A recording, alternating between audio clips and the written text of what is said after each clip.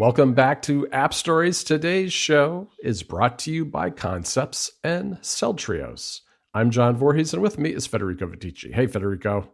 Hello, John. How are you?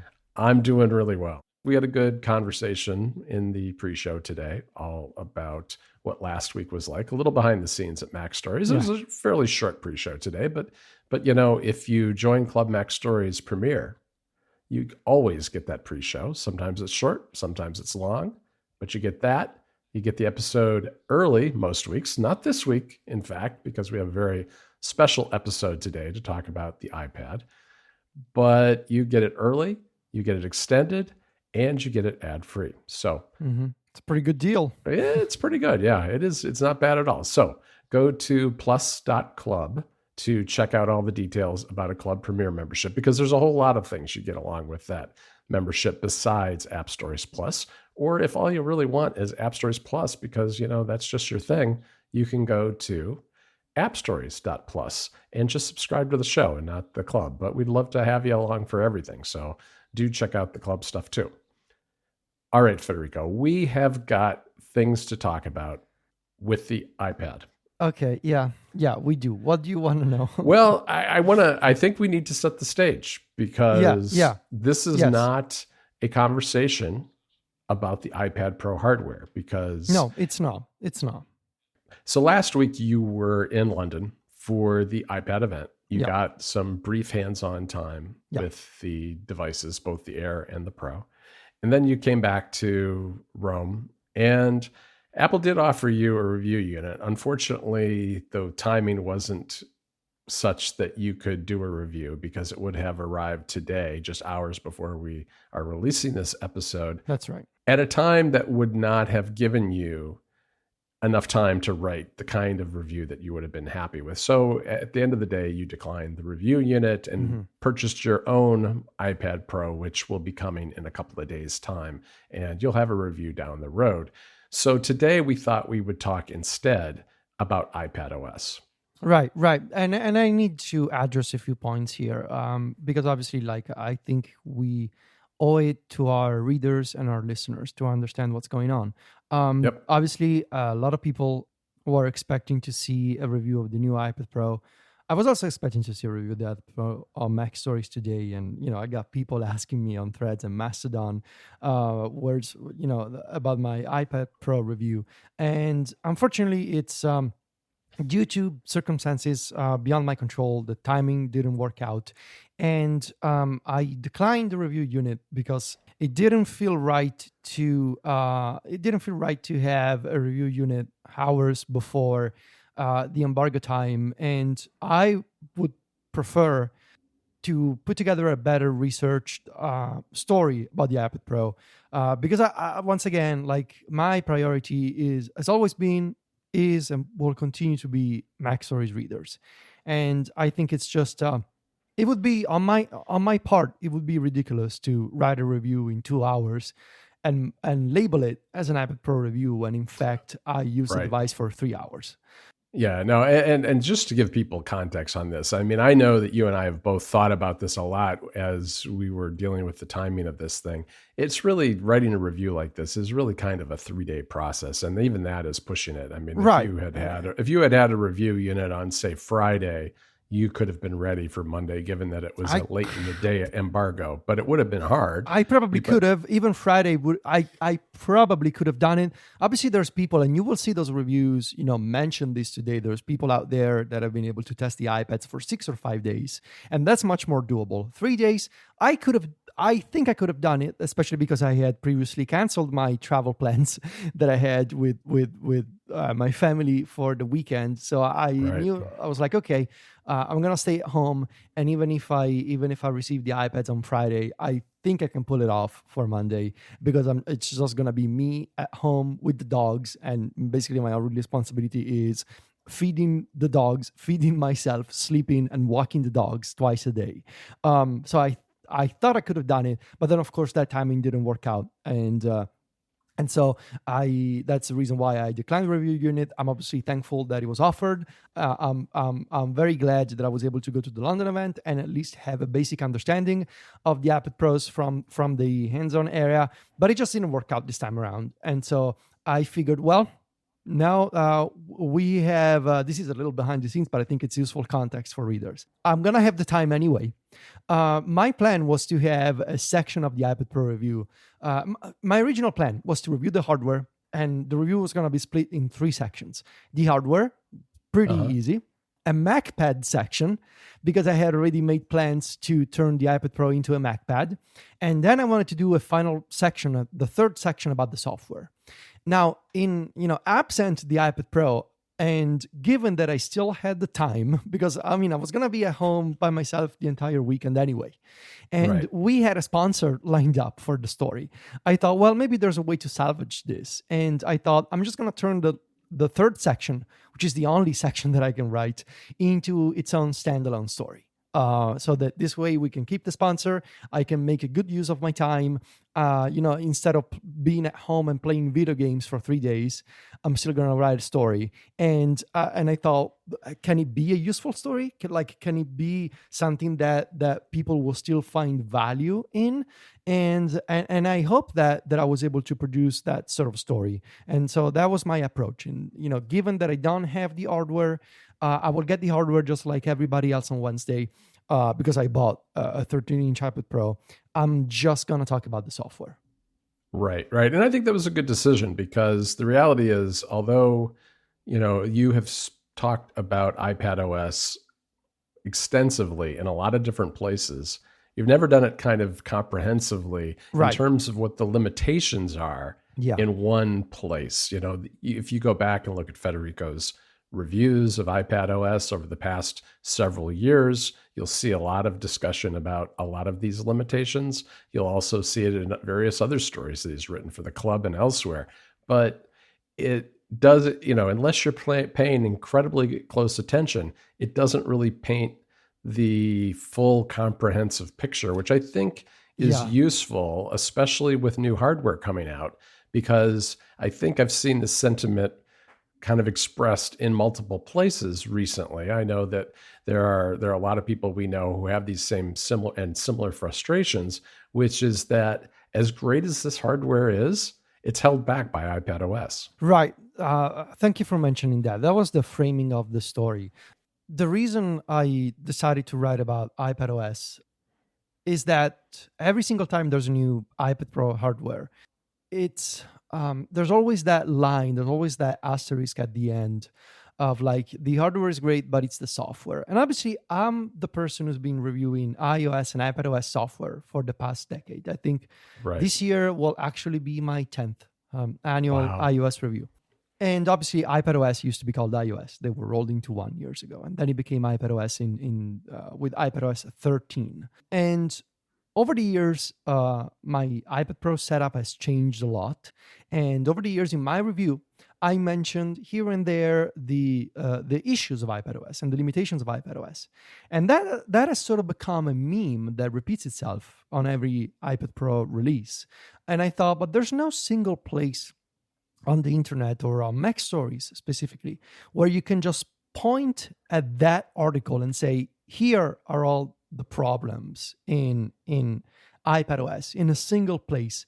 And I thought maybe there's an opportunity here, for people who maybe don't wanna peruse all of my reviews and find links to those specific sections. Maybe there's an opportunity to gather everything in one place and just hit the highlights one after the other. Right, because this is the kind of thing that has built up over the years. That's part of the problem, I think, is that there have been issues that have cropped up over the years that just kind of sit there and languish and haven't always been fixed. There have been refinements and fixes here and there, but the cumulative effect, I think, is what's starting to really wear down a lot of people who are legitimately fans of the iPad. Yeah, and that is also the reason why I made sure to refer and link to the previous things that written before. The very Right. same things that I mentioned in the story was written before. Last year, years ago, back in the days of iOS 11, back in the days of iPadOS 13. None of this is new, but I think the format of everything being together in one place is, or at least I hope it is. Yeah, I think it is, and I think it's also useful because, like you said, it gives everybody a place to just look and understand some of this. And I think for me, as someone who just read this, cold from when you sent me a draft, I found myself going through it and thinking to myself, "Oh yeah, this is exactly why a lot of times when I'm running out the door, I grab my MacBook Air instead of my iPad." And here's a little anecdote for you, Federico. The other Yeah. day, I went down to our local coffee shop and I took my iPad Pro and I was doing some research and a little bit of taking notes and a little bit of writing an email, just kind of light stuff. And Jennifer came by later and she said, well, and then she left and she said, "When are you going to be home?" And I said, "Well, I think I'll be home around 5 unless I run into something that I need my Mac for." And I had one of those moments where it's like, things are fine now, but you never know when something might come up and I might need where it would probably just be easier to be at home and sitting in front of my desk. And that to me, kind of captures, at least from my own personal experience, some of the frustrations I have sometimes with the iPad. Yeah. This special iPadOS episode of App Stories is brought to you by Concepts, an infinite canvas sketching app for iPad. Concepts is the ultimate living notebook created for the iPad. It's ideal for visual thinking, note-taking, sketching, and professional design. You can develop your ideas without ever thinking about running out of room on Concepts' infinite canvas. It includes editable vector strokes, which make it easy to select, edit, and reorganize your drawings, while grids and precision tools make sketching closer to the final design. You don't have to sacrifice precision for quick ideation. With Concepts, you can whiteboard virtually with teams and clients using apps like Zoom, and a built-in presentation mode helps you connect with others for live sharing and graphic recording. The app comes free as a basic sketching tool with the availability to unlock 200 plus brushes, 700 plus customizable vector objects, and more via a subscription or one-time purchase. To learn more about Concepts, visit their website at concepts.app. Listeners of this show can get a special 3-month extended free trial when you sign up for an annual subscription. Just use the link in the show notes. Again, that URL to learn more about Concepts is concepts.app. And don't forget the link in the show notes for a very special 3-month extended free trial. Get 3 months of boundless creativity before you're even billed. Our thanks to Concepts for their support of the show. So do we want to talk about these frustrations and sort of follow the flow of the story? I think we should. I think we should kind of hit the highlights here, and we can talk about some. We even had one of these frustrations come up in the midst of trading drafts of your story. Yeah. Obviously, the place where I started was the idea of certain apps not being available on iPadOS, and obviously there's many apps that haven't found their way to the iPad, but I sort of just took a sample of just a few of them, because I mean, obviously, I'm not expecting macOS utilities like digital color meter to be available Right. on iPadOS. The ones that I highlighted were Calculator, TextEdit, Preview, Journal. And then I had a quick mention of Terminal, Fontbook, and Xcode. So Calculator, obviously, I think it's kind of ridiculous that the iPad doesn't have a calculator yet. There's plenty of excellent third-party options. Obviously, PCalc by our friend James Thompson is one of them. MacStories Select, a lifetime achievement winner, Yes, James Thompson. But it does seem like this will be fixed in iPadOS 18, according to rumors. But the reality stands that as of today, Calculator is not available on the iPad. But then I also mentioned TextEdit, and I want to hear your thoughts on TextEdit, because I know that you love text editors. And sort of what did you think when you saw that I mentioned TextEdit in the story? Yeah, I think it is the kind of app that deserves to be on the iPad. I mean, the reality is that every operating system I've ever used always had some sort of basic text editor on it, whether it was, the Notepad app on Windows or whatever it happens to be, or text edit on the Mac. I mean, they always have something, and you don't have that on the iPad. I guess you've got Notes, but it's not the same, really. It's not the same as like a basic text editor where you can just deal with plain text or you can deal with formatted text. I think, to me, the one that even struck a closer chord though was Preview, because I use Preview constantly just for little stuff like when I want to resize an image, but I don't want to open up a full blown image editor. It's very easy just to open something up with Preview and resize it and do that kind of stuff. Yeah.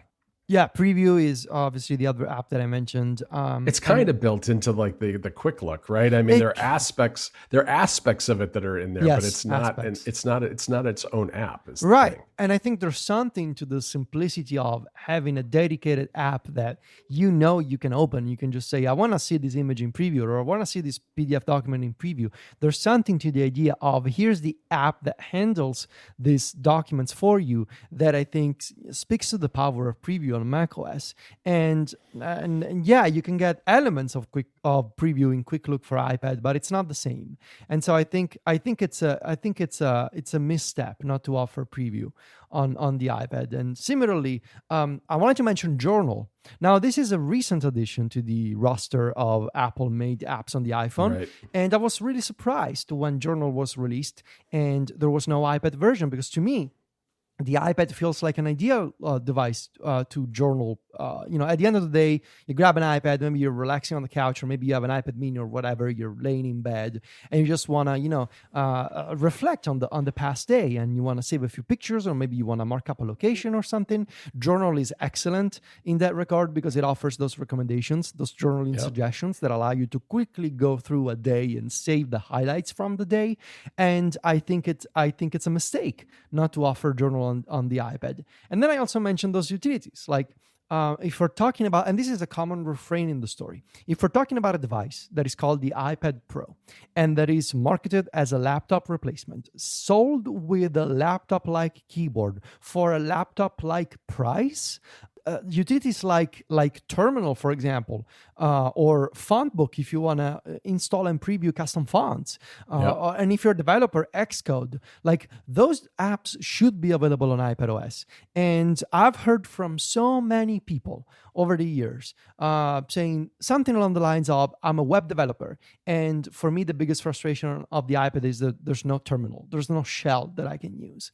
And those are legitimate use cases. Those are legitimate professions, obviously, if you're a web developer. And I think, and this is a theme that is recurring in the story, I think many of us, we have sort of fallen into that trap of thinking that the iPad Pro is a pro only if you make videos and or are a photographer or a 3D artist.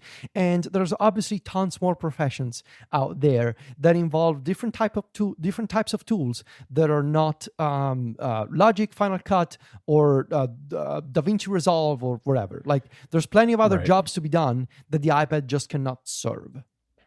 Yeah, no, I think you're right. And I would even add to your list things like the new sports app, because one of the things you might be doing is checking out sports scores while you're doing something else. And Fontbook to me is a big one, because I honestly find getting custom fonts onto the iPad a pain. It's just not. I mean, there are some good apps for doing it, like FontCase, but why is it so hard? Why isn't it just like built into the system in a more integrated way, with a place where you can actually go preview those fonts and then just instantly, install the files? It's just too hard. Of all places that you need to preview those fonts in settings, it just feels in direct opposition to Apple's love for typography, over the years.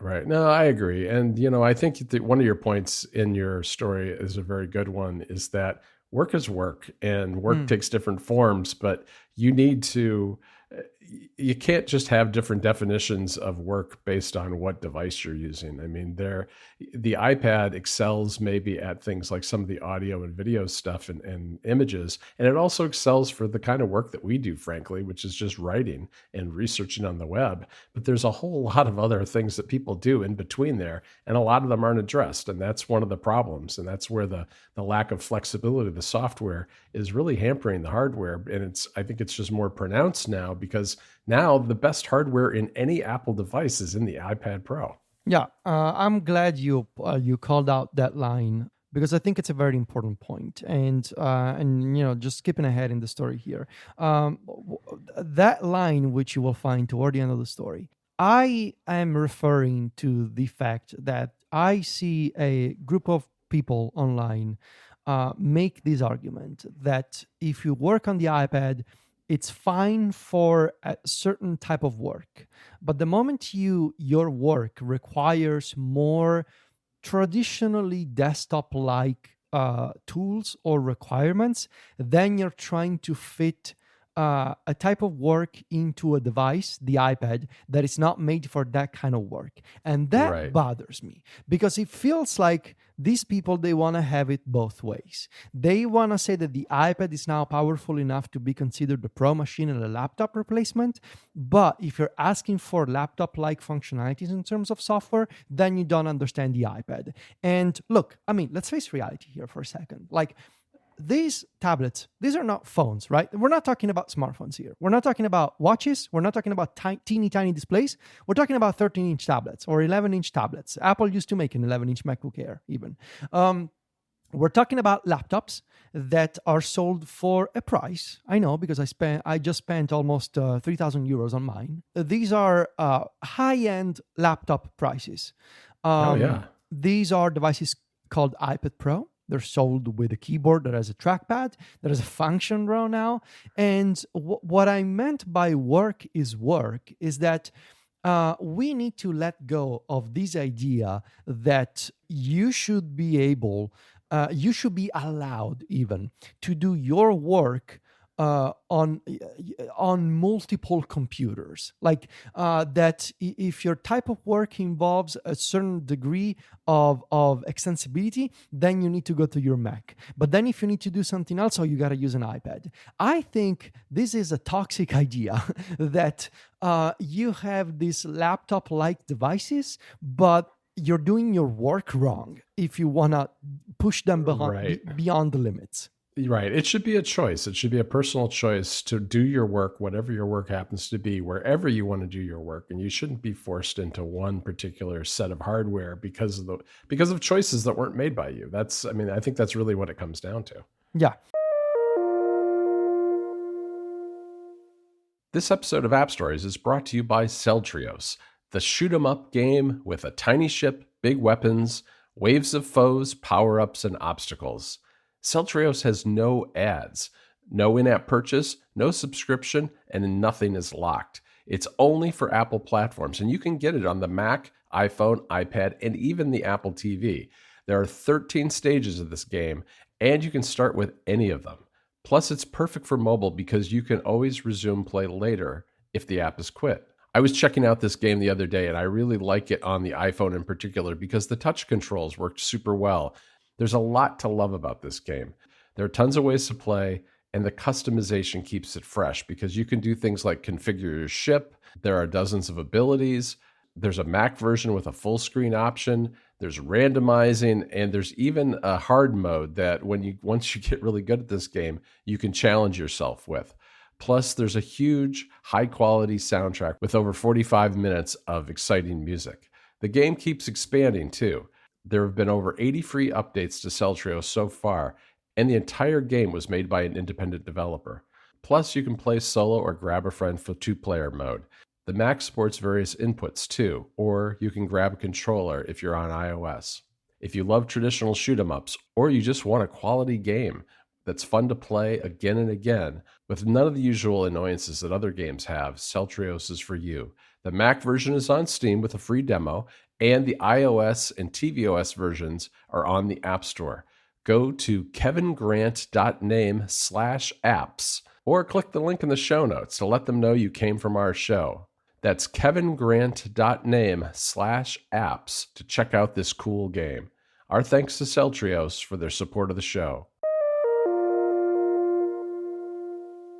I really want to talk about Files briefly. Yeah, perfect. Because Files is really one of my most frustrating parts of iPadOS because, I work a lot on the Mac and it's still nowhere close to the Finder. Now, I know the Finder in recent years has had its share of bugs as well. I've been struggling with folders that disappear from my favorite sidebar, but it's way more versatile than anything you can do on the Files app. Yeah, and also another common misconception that so many people still think of Files as the new iPad file manager, or that the Right. iPad is not really meant to support a file system. Now, let me hit you with a dose of truth. The iPad is 14 years old. The iPad has had a Files app for 7 years. So Yep. half of its lifetime. Your argument that the iPad was built with an app-centric model instead of a file system is just as true as saying the iPad is based on a file system at this point in the iPad's lifetime. And I mean, you look at Files and you look at Finder, and they may as well be two apps built by the same team, by two different teams. Sorry, because the reliability issues that I'm seeing, that I've always seen, but that I continue to see with Files, in terms of it's just slow. You open a folder in iCloud Drive and it's not as fast as doing the same on a Mac. You want to copy and paste something to and from an external drive. There's no progress bar. There's no transfer speeds, and sometimes those cut, copy, and paste operations, they just fail silently. They never complete. Right. And even if they do complete eventually, you can't know until it's done because there's no visual confirmation. I could talk about the lack of quick actions, and specifically custom quick actions, which you have been able to create. I checked your old macOS Mojave review, John. You have been able to create custom quick actions with Automator, now with shortcuts, since the Mojave days on the Mac. That feature is still not here in iPadOS. I could talk about how sometimes Files just freezes and you need to force quit it if you want to use it again. I could talk about how it doesn't save your view. For example, something that I always run into. Bananas.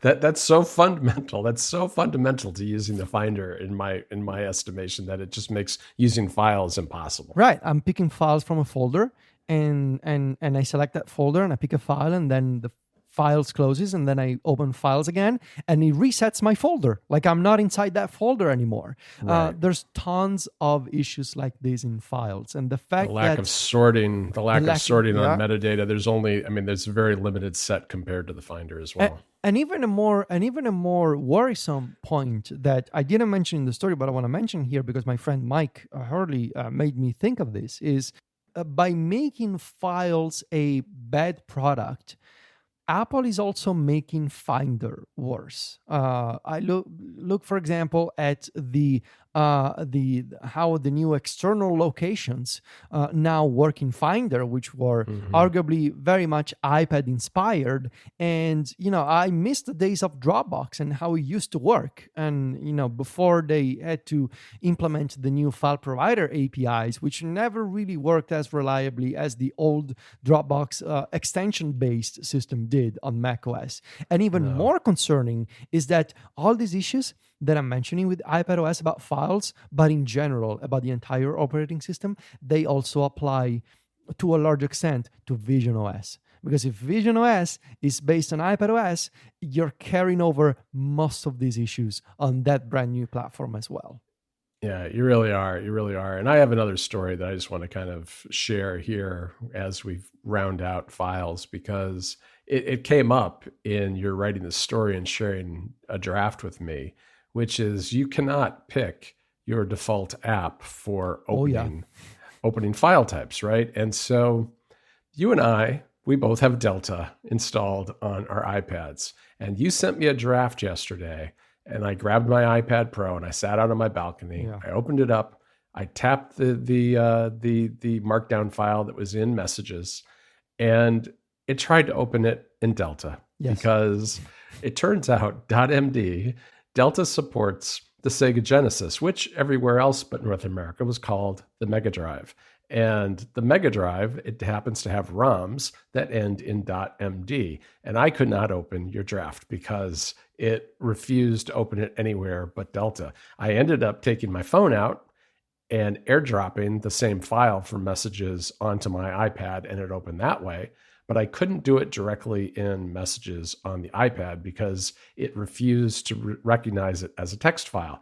And then later, when I created a markdown document with some suggested edits for you, you ran into the exact same thing. Yeah, when I tried to open that file, it said that it was a Sega Genesis game, and when I tapped it, it actually added the document to Delta. And obviously, it did. Obviously, John's edits are not a game I can play with the Sega Genesis emulator. Not nearly as fun.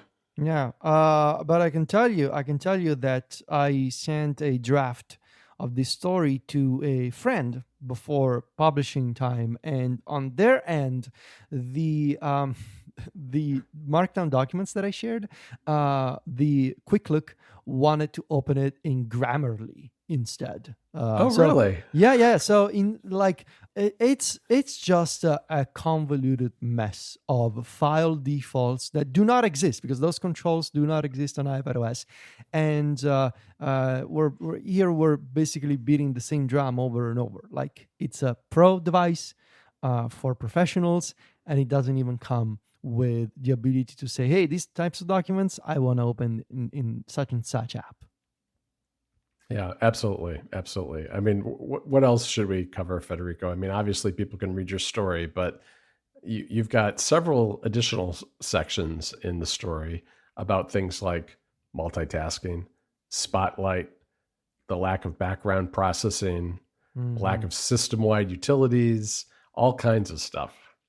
Yeah, before we, I mean, obviously these are all issues of the platform. I mean, the multitasking with Stage Manager, and not just even Stage Manager, and the fact that it wasn't really improved or enhanced over the past couple of years. Right. But also those problems, they also extend to split view and slide over, because Apple has a tendency to redesign iPad multitasking every couple of years. Instead of building upon and refining their previous system, they just discard it and throw in something new that almost sort of gets halfway there, but never really quite matches the functionalities of macOS, and then they move on to something else. Spotlight being slow and buggy, and I mean, there are screenshots in the story of me literally having a shortcut that I made on my home screen as a widget, and Spotlight cannot find that shortcut. Like, it's literally there, and I've always had these sort of indexing issues with Spotlight, and of course, it's compounded by the fact that on macOS, if Spotlight is not really working for me, I can install an alternative. I can use Raycast, Alfred, Launchbar, whatever, and I cannot do the same on an iPad. But what I want to focus on is this idea. This is a recent development that I've seen mentioned on Mastodon and Threads, that some folks arguing that, if you don't like iPadOS, you just wait until the DMA comes into effect for the iPad. Oh, right. Now, yes, for 20% of that argument, because yes, we will be able to sideload, and we will be able to install non-WebKit browsers later this year on the iPad. However, the DMA is not a miracle cure for the fact that certain APIs, certain developer frameworks, certain entitlements simply do not exist on iPadOS. Nor does it fix the bugs. Nor does it fix the bugs, obviously. And it's not like the European Union, the European Commission, is going to Apple and saying, hey, The DMA wants you to make multitasking extensible, or the DMA wants you to fix Stage Manager, or the DMA wants you to make it possible for audio hijack to exist on iPadOS. The DMA is simply saying people should be able to sideload apps from alternative sources.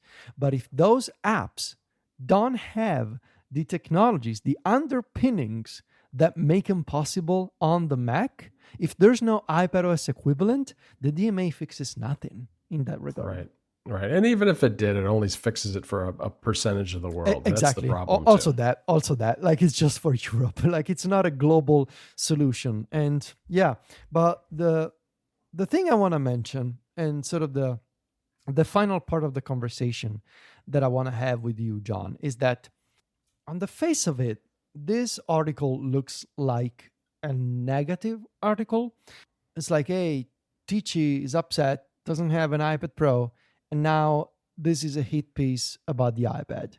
And that really is not what this story is. I tried my best to sort of follow a thought throughout the story, wrapping up this thought in the conclusion, as I like to do, which is the iPad is the computer I love.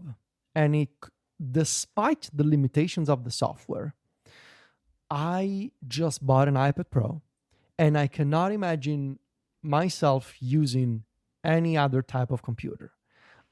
This is the perfect form factor for people like me. And this is, in my opinion, Apple's greatest form factor ever, and something so unique and so unlike anything else on the market. Once again, I speak from experience, having used a Surface Pro for 6 months. I used a OnePlus Open. I used a foldable Lenovo tablet 2 years ago. I stopped counting at some point. Right. I tried them all. And the thing is, the iPad is still the best. The hardware, obviously the app ecosystem, and just the pure fun and delight that you can have with an iPad. But here's the thing.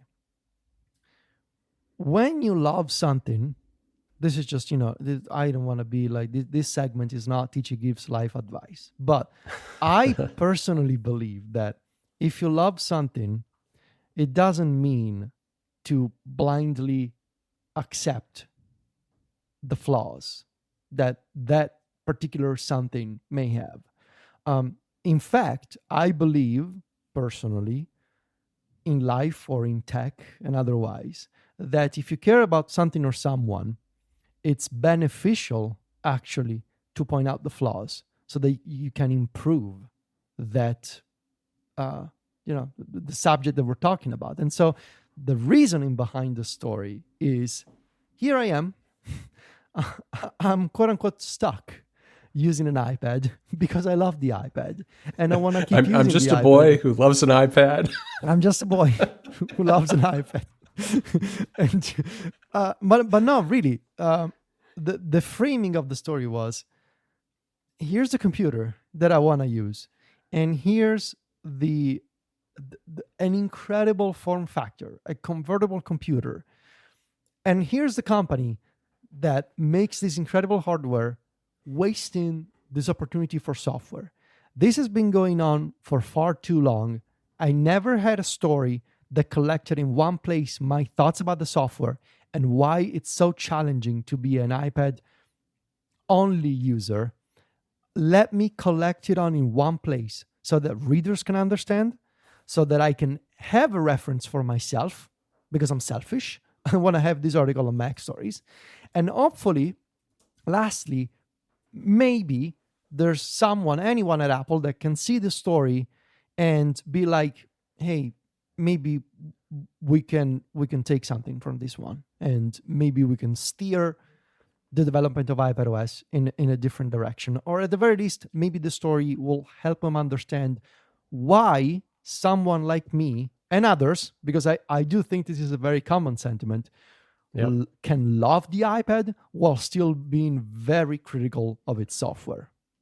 Right. Well, and this, I think, there's a big picture issue here about how sometimes messages get lost in the shorthand of social media and on the internet, where it's very difficult to convey in 140 characters that you love something, but you're also critical of it. And so I do encourage people who are listening to this to read the whole article, because I think Federico wouldn't have just dropped 3,000 euros on an iPad Pro and accessories if he didn't truly love this device. He turned down the review unit and spent his own money because he wants to have that device. And I did the same thing too. I didn't spend quite that much. I got an 11-inch iPad Pro, and I share a lot of these frustrations as well. But I still, even though I'm much more of a Mac-centric person than you are, Federico, I still love using the iPad. For me, the iPad is a special device, because it's the one that I just throw in my bag and I take and I sit outside, at a coffee shop and enjoy getting some work done. But if I run into roadblocks along that way, it spoils the experience, because at that point, it doesn't matter how many nits of brightness I'm getting out of my OLED screen if I can't actually do the work that I'm trying to get done or enjoy whatever I'm trying to do. So that's really what it's all about. I mean, it is, you are being critical, but you're being appropriately critical in my mind, because there are a lot of serious issues with iPadOS. They're really holding back right now at this moment is Apple's best hardware. You've got the M4 chip in here. You've got a tandem OLED display that's never been put in a consumer product ever by anyone. This is kind of a revolutionary hardware product, but it's never going to be any better than the software that runs on it. It's time for Apple to push that software forward just as hard as they're pushing the hardware forward on another front. Yeah, I couldn't have said it better myself. So thank you. All right, Federico. Well, that's it for today's episode of App Stories. I really want to thank Concepts for sponsoring this episode, because it's not exactly the episode that it was originally intended to be, or it was conceived to be. Yep. But they've been good to us, and we really enjoy Concepts a lot, and I encourage everybody to check them out. And thank you to Celtrios, a great game on iOS as well, and the Mac as well as that. So you can find the two of us over at macstories.net. We are on Mastodon. Just go to vitici.macstories.net or johnvorhees.macstories.net to follow us there. And we're on Threads and Instagram. Federico is at Vitici. That's VITICCI. And I'm at John Voorhees. JOHNVOORHWS. Talk to you next week, Federico. Ciao, John.